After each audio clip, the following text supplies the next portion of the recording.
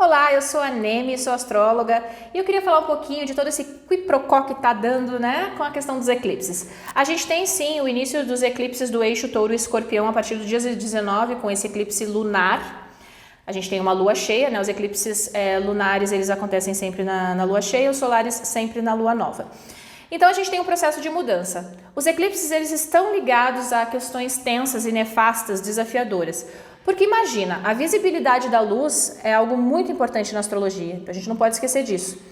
Imagina você estar lá, na sua vibe, os antigos, né, dentro, né, de todo aquele contexto de natureza e aí de repente, pá, toda a lua que ilumina o céu, que faz você enxergar tudo à noite, ela não está mais lá, ela é tomada por uma sombra e tudo fica escuro, né? Então tem um processo que é um movimento, ou seja, a luz acaba e logo depois ela volta, tá? Então tá muito ligado a esses processos de movimento e de mudança, mas não que eles venham suave e não que seja algo fácil, tá? Geralmente é um cutucar onça com a vara curta, vem através de crises, através de movimentações, de imprevisibilidade.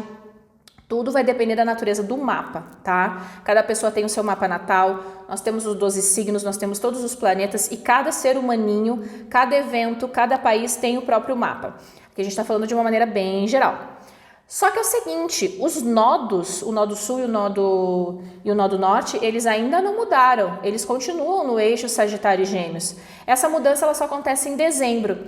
Então a gente tem o primeiro eclipse no eixo Touro e Escorpião, mas não necessariamente com os nodos ainda ali. Ou seja, a gente tem esse processo de mudança, mas ele vai ficar cada vez mais forte e mais enfático a partir da mudança de nodos, que acontece de dezembro para frente, e principalmente aí quando a gente tem o quê? O eclipse solar nesse eixo, né? De Touro e Escorpião, e isso vai acontecer lá em abril, tá? Então agora a gente tem o eclipse lunar a 27 graus, né?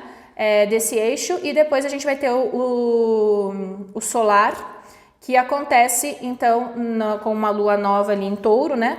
A 10 graus do signo de Touro. Então esse processo de mudança ele vai se intensificar muito dentro desse eixo, né, dos eclipses para 2022 até 2023, porque ele fica ativo por 18 meses, né? Quando os nodos mudam, eles ficam em média 1 ano e meio estimulando as mudanças. Então a gente tem esse ping-pong entre Touro e Escorpião. Touro e Escorpião é um eixo muito estratégico de controle de poder, né? A questão da segurança e da estabilidade. A gente vem com essa conexão tirando um pouco, trazendo um movimento um pouco errático, trazendo às vezes essa questão de mudança e de incertezas, né?